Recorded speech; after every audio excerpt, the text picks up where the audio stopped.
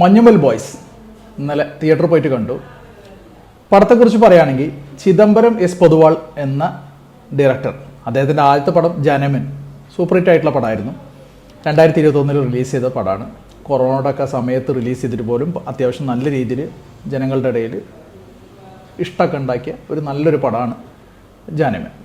ആ ഒരു ഡയറക്ടറെ ഗണപതി എസ് പൊതുവാൾ ബ്രദറായിട്ടുള്ള ചിദംബരം എസ് പൊതുവാൾ, ഗണപതി പണ്ട് മുതലേ ഒരു ബാലതാരമായിട്ടൊക്കെ അഭിനയിച്ച, വിനോദയാത്രയിലൊക്കെ അഭിനയിച്ച ഗണപതി ഈ പടത്തിൽ അഭിനയിച്ചിട്ടുണ്ട്. അദ്ദേഹത്തിൻ്റെ എൽഡർ ബ്രദറാണ് ചിദംബരം എസ് പൊതുവാൾ.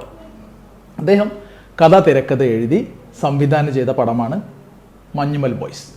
ഒരു റിയൽ ലൈഫ് ഇൻസിഡൻറ്റിനെ വെച്ചിട്ട് എടുത്ത പടമാണിത്. കൊടൈക്കനാലിൽ ടൂറിന് പോയ 2005-2006 കാലഘട്ടത്തിൽ ടൂറിന് പോയ ഒരു പറ്റം ആൾക്കാർ, 10 പേര്, അവർ ആ ടൂറിൽ വെച്ചിട്ട് ഒരു മിസ്ഹാപ്പനിങ്, ഒരു ദുർഘടമായിട്ടുള്ള ഒരു സിറ്റുവേഷനിലേക്ക് കടന്നു ചെല്ലുന്നു. അതായത് ഒരു കുഴിയിൽ ചെന്ന് ചാടുന്നു. അതിനകത്തുള്ള ഈ 10 പേരിൽ ഒരാൾ, ആ ഒരാളെ ആ ഒരു കുഴിക്കകത്തുനിന്ന് വെച്ചിട്ട്, കുഴി എന്ന് പറഞ്ഞാൽ ചെറിയൊരു കുഴിയല്ല, 300 അടിയിലധികം ആഴമുള്ള കുഴി എന്നാണ് അവരെന്നെ പറയുന്നത്. ആ കുഴിയിൽ വെച്ചിട്ട് അകത്ത് വെച്ചിട്ട് ആ ആളെ തിരിച്ച് പുറത്തേക്ക് എടുക്കുന്നു, ഒരുപാട് പ്രയത്നത്തിൻ്റെ ഫലമായിട്ട്. അപ്പോൾ പറയാൻ എന്താണെന്ന് വെച്ച് കഴിഞ്ഞാൽ, ഇങ്ങനത്തെ അഡ്വഞ്ചർ സ്റ്റോറീസ്, അതായത് ജീവനാണോ മരണമാണോ സംഭവിക്കുക എന്നുള്ളത് ഉറപ്പില്ലാത്ത രീതിയിലുള്ള അവസ്ഥകൾ, ആ സ്റ്റേജിൽ നിന്ന്, ലൈഫ് ഓർ ഡെത്ത് എന്നുള്ള സ്റ്റേജിൽ നിന്ന് ഒരാളെ തിരിച്ച് ലൈഫിലേക്ക് കൊണ്ടുവരിക, ആ രീതിയിലുള്ള സ്റ്റോറീസ് ഒരുപാടെണ്ണം സംഭവിച്ചിട്ടുണ്ട്. പണ്ടത്തെ നമ്മളെ മലയാള പടത്തിൽ സംഭവിച്ച പടം മാളൂട്ടി, അത് നമ്മൾ കണ്ടതാണ്. ജയറാമിൻ്റെയും പാർവതിൻ്റെയും മകളായിട്ടുള്ള കുട്ടി ഈ ബോർവെല്ലിൽ വീണ് പോകുന്നത്, കുഴൽക്കിണറിൽ വീണ് പോയിട്ട് അവിടുന്ന് കുട്ടീനെ റെസ്ക്യൂ ചെയ്തെടുക്കണേ, അങ്ങനത്തെ ഒരുപാട് റിയൽ ലൈഫ് ഇൻസിഡൻറ്റുകൾ നടക്കുന്നുമുണ്ട്, നടന്നിട്ടുമുണ്ട്. അപ്പോൾ അതേപോലെ ഇങ്ങനൊരു പടം വരുമ്പോൾ ഇതിന് പ്രത്യേകിച്ച് ഈ ഒരു സംഭവം മാത്രമേ അല്ലേ ഉള്ളൂ, വേറെ ഒന്നും ഇല്ലല്ലോ. ഇപ്പോൾ ഈ ഒരു പടത്തിൽ ഈ ഒരു ത്രെഡ് വെച്ചിട്ട് മാത്രം ഈ പടം മേക്ക് ചെയ്യാൻ പറ്റുമോ എന്നുള്ളതൊക്കെ നോക്കിയപ്പോൾ, അല്ലെങ്കിൽ തിങ്ക് ചെയ്തപ്പോൾ, അത് വലിയൊരു ടാസ്ക് ആയിരിക്കും എന്നുള്ള രീതിയിലാണ് ഞാൻ വിചാരിച്ചത്. പിന്നെ വലിയൊരു പ്രതീക്ഷ ഉണ്ടായിരുന്നു, കാരണം ഈ ഒരു പോയിന്റ് ഓഫ് വ്യൂവിൽ മാത്രം ഉള്ളൊരു പടം ആയിരിക്കൂലേ. അപ്പോൾ അതിനകത്ത് പ്രത്യേകിച്ച് ഇപ്പോൾ എന്താ അവർക്ക് കാണിച്ചു കൂട്ടാൻ പറ്റുക എന്നുള്ളൊരു പ്രതീക്ഷയോടെ, അല്ലെങ്കിൽ ആ ഒരു വലിയൊരു ഓവർ എക്സ്പെക്റ്റേഷൻ ഒന്നും ഇല്ലാതെയാണ് ഞാൻ ഈ പടത്തിന് പോയത്.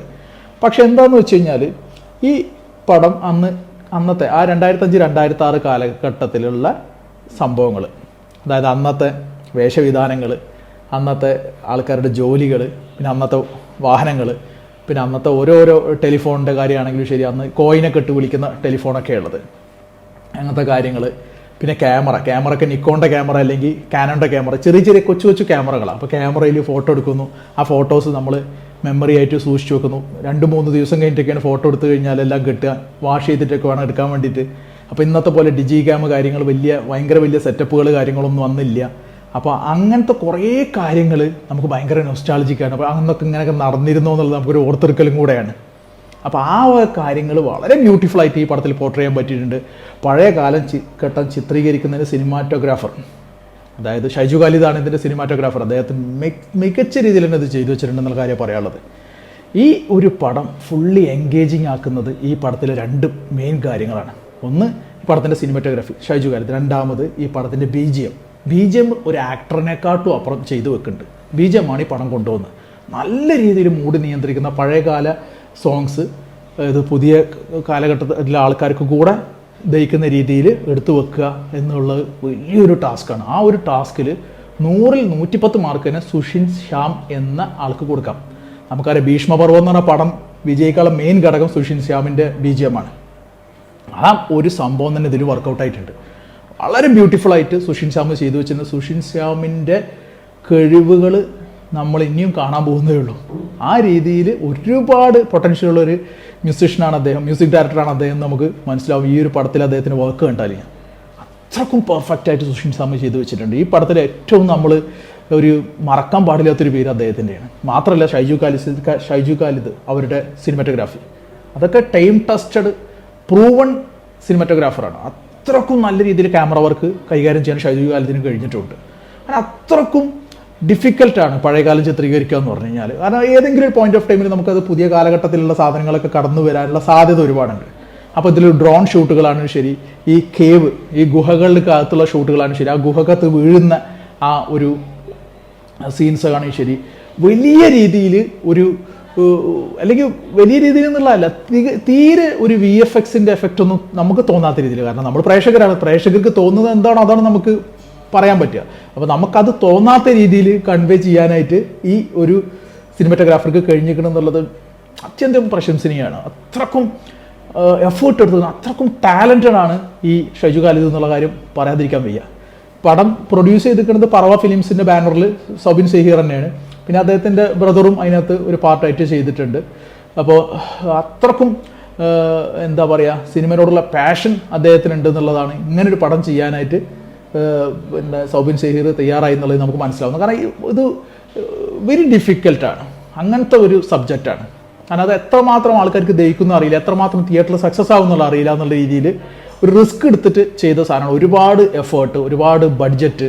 കാരണം ഇതിനകത്ത് ഒരുപാട് ആക്ടേഴ്സ് ഉണ്ട്. ബാലു വർഗീസ്, പിന്നെ നമ്മളെ ശ്രീനാഥ് ബാസി, അങ്ങനെ മെയിൻ ആക്ടറായിട്ട് സൗബിൻ ഷഹീർ തന്നെയുള്ളത്.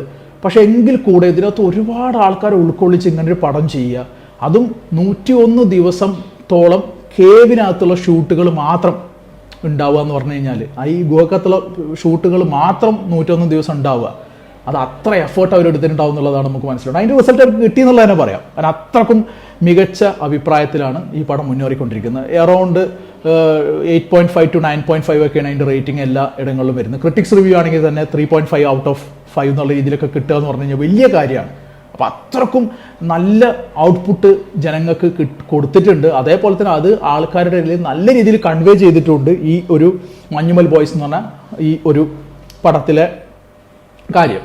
ഇതൊരു റിയൽ ലൈഫ് ഇൻസിഡൻ്റ് ആണ്. 2005-2006 കാലഘട്ടത്തിൽ സംഭവിച്ചതാണ്. 10 പേര് കോളീസ് എന്ന് പറഞ്ഞ വണ്ടിയിൽ പോകുന്നു. അപ്പോൾ അവിടെ ഉണ്ടാവുന്ന ചുറ്റിക്കളികളും കാര്യങ്ങളും, അവിടുത്തെ നാട് കാണലും, കൊടൈക്കനാലിൻ്റെ ചുറ്റുവട്ടത്തുള്ള സ്ഥലങ്ങൾ കാണുന്നതിൻ്റെ ഇടയിൽ ഒരു അഡ്വഞ്ചർ എക്സ്പ്ലോർ ചെയ്യാന്നുള്ള രീതിയിൽ പണ്ട് കാലത്ത് നമ്മളെ കമലഹാസൻ അഭിനയിച്ച സിനിമ നടൻ കമലഹാസൻ ചെയ്തു വെച്ച ഗുണ എന്ന് പറഞ്ഞ പടം, ആ പടത്തിൽ ഷൂട്ട് ചെയ്ത കേവ്, അത് ഈ ഗുണ കേവ് എന്ന് പറഞ്ഞാൽ ഈ സ്ഥലത്തേക്ക് പോയി കാണുകയാണ്.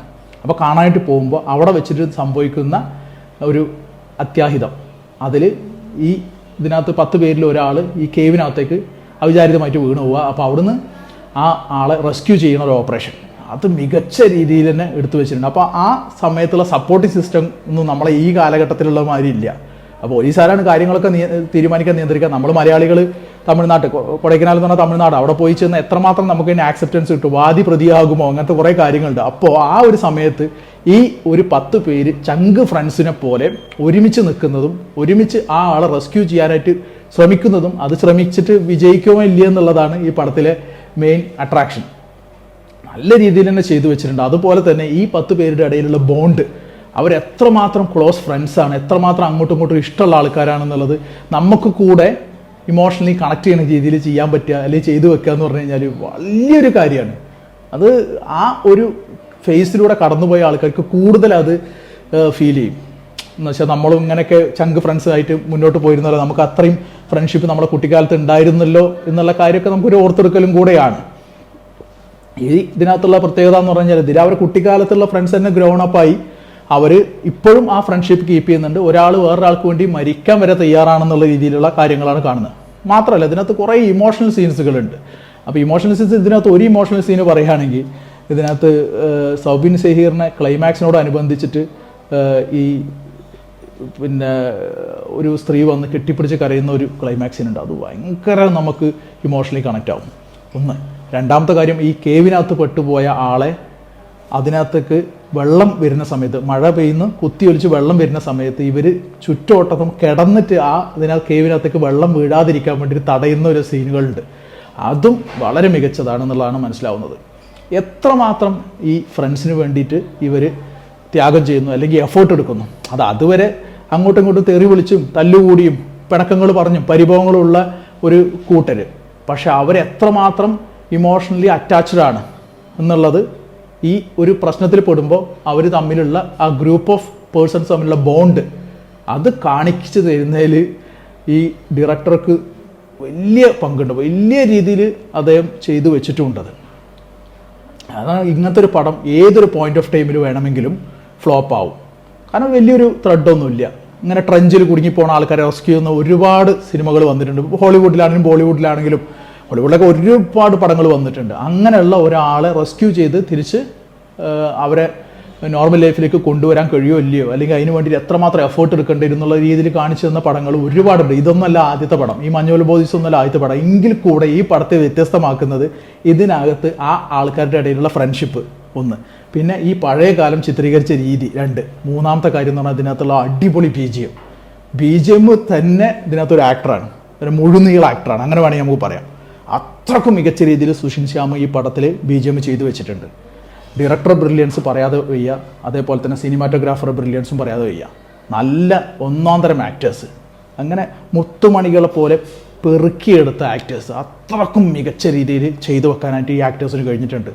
ഓരോ ആൾക്കാരും പ്രത്യേകിച്ച് പറയേണ്ടതില്ല, കാരണം എല്ലാവർക്കും വളരെ കുറച്ച് സ്ക്രീൻ ടൈം ഉള്ളൂ, കാരണം ഒരുപാട് ആൾക്കാരെ കാണിക്കണം. എങ്കിൽ കൂടെ ആ സ്ക്രീൻ ടൈമിൽ അവർ വളരെ മികച്ച രീതിയിൽ പെർഫോം ചെയ്തിട്ടുണ്ട്.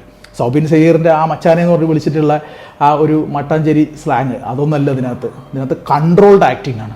ആ ഫേസിലൊക്കെ ആവശ്യത്തിന് മാത്രമേ ഭാവങ്ങളുള്ളൂ. ആ രീതിയിൽ ആ എക്സ്പ്രഷൻസ് വന്ന രീതിയിൽ ഒരേ സമയം വേദനിക്കുന്നുണ്ട്, പക്ഷേ അത് എക്സ്പ്രസ് ചെയ്യാൻ പറ്റാത്ത ഒരാൾ, അത് കടിച്ചമർത്തി നിൽക്കുന്ന ഒരാൾ, വേറെ ആൾക്കാരോട് ഒരുപാട് സിമ്പതിയും എമ്പതിയും ഒക്കെ ഉള്ള ഒരാൾ, ആ ഒരു ക്യാരക്ടറിനെ ശരിക്കും നമുക്ക് ഹാർട്ടിലേക്ക് അറ്റാച്ച്ഡ് ആയിപ്പോവും. അത്രക്കും പെർഫെക്റ്റ് ആയിട്ട് സൗബിൻ സയ്യർ അത് ചെയ്തു വെച്ചിട്ടുണ്ട്. മാത്രമല്ല അതിൻ്റെ കൂടെയുള്ള നമ്മളെ ബാലു വർഗീസിനൊക്കെ കുറേ കാലത്തിന് ശേഷം ഇങ്ങനെ നല്ലൊരു റോള് കിട്ടുന്നത്. ശ്രീനാഥ് വാസി നല്ല രീതിയിൽ ചെയ്തു, പക്ഷേ ശ്രീനാഥ് വാസിക്ക് ഒരുപാട് സ്ക്രീൻ ടൈം ഒന്നുമില്ല, എങ്കിൽ കൂടെ ആ ഉള്ള സ്ഥലത്ത് അദ്ദേഹം നല്ലോണം ചെയ്തു വെച്ചിട്ടുണ്ട്. ജീൻ പോൾ ലാൽ മികച്ച പെർഫോമൻസാണ്, ലാലിൻ്റെ മകൻ. പിന്നെ അങ്ങനെ ഒരുപാട് പേരുണ്ട്. ഗണപതി ചെയ്ത റോള് മികച്ചതാണ്, അരുൺ ചെയ്ത റോള് നല്ലതാണ്. അങ്ങനെ ഒരുപാട് നല്ല ഒരു മികച്ച രീതിയിൽ പെർഫോമൻസുകൾ നമുക്ക് ഈ പടത്തിൽ കാണാൻ കഴിയുന്നുണ്ട്. അപ്പോൾ ഈ ഒരു തളർന്നു കിടക്കുന്ന മലയാളം ഫിലിം ഇൻഡസ്ട്രിയിൽ, അതായത് ഇപ്പോൾ ഒരു ക്വാർട്ടർ ആകുമ്പോൾ തന്നെ ഇപ്പോൾ 50ഓളം സിനിമകൾ 55 സിനിമകൾ ഇപ്പോൾ തന്നെ റിലീസ് ചെയ്തു. തുച്ഛമായ പടങ്ങൾ മാത്രമേ ഇപ്പോൾ തിയേറ്ററിൽ വിജയം സൃഷ്ടിച്ചിട്ടുള്ളൂ. മലയാള സിനിമകൾ പറയും, ബ്രഹ്മയുഗം, പ്രേമലു, അങ്ങനെ ഇനിയിപ്പോൾ അതിൽ അന്വേഷിപ്പിനും കണ്ടെത്തിയും വേറൊരു പടം, അതിൽ ആ ഒരു ശ്രേണിയിൽ ഒന്നാം നിരയിൽ നിൽക്കാൻ യോഗ്യതയുള്ളൊരു പടമാണ് ഈ ഒരു മൾട്ടി സ്റ്റാർ ഫിലിം, ഈ ഒരു പടം, ഈ ഒരു മഞ്ഞുമൽ ബോയ്സ് എന്ന പടം. നിങ്ങൾ തിയേറ്ററിൽ പോയിട്ട് തന്നെ അത് കാണണം. ഒരിക്കലും ഇത് നിങ്ങൾക്ക് വേറെ രീതിയിൽ കണ്ടു കഴിഞ്ഞാൽ എൻജോയ് ചെയ്യാനോ ഫീൽ ചെയ്യാനോ ഒന്നും കഴിയില്ല. അതൊരു ഫോണിൽ കണ്ടാലോ ഇപ്പോൾ TV കണ്ടാലോ സ്മാർട്ട് TV കാണുകയാണെങ്കിൽ കൂടെയും ഒന്നും ഫീൽ ചെയ്യാനൊന്നും പോകണില്ല. ഇത് ആ BGM നമുക്ക് ഉൾക്കൊള്ളണമെങ്കിൽ തിയേറ്ററിൽ പോയിട്ട് തന്നെ കാണണം. ഒരു മസ്റ്റ് വാച്ച് തിയേറ്റർ മൂവിയാണ്. നിങ്ങൾക്ക് അത്യാവശ്യം ഒഴിഞ്ഞിരിക്കുന്ന ടൈമുണ്ട്, നിങ്ങൾക്ക് ഒരു നല്ല ഫീൽ ഗുഡ് മൂവി കാണണം. മാത്രമല്ല കുറച്ച് നല്ല പെർഫോമൻസ് വേണം, നല്ല പാട്ടുകൾ, അതേപോലെ തന്നെ നല്ല BGMകൾ ഉള്ള മൂവിയാണ് കാണാൻ ഉദ്ദേശിക്കണമെങ്കിൽ തിയേറ്ററിൽ പോയിട്ട് തന്നെ കാണുക. ഒരിക്കലും കാശ് നഷ്ടമായി വന്ന മാതിരി തോന്നില്ല. ഒരു 9 to 9.2 ഔട്ട് ഓഫ് 10 എന്നുള്ള രീതിയിൽ റിവ്യൂ കൊടുക്കാൻ പറ്റും. ഒരു മസ്റ്റ് വാച്ച് തിയേറ്റർ മൂവിയാണ് മഞ്ഞുമൽ ബോയ്സ്.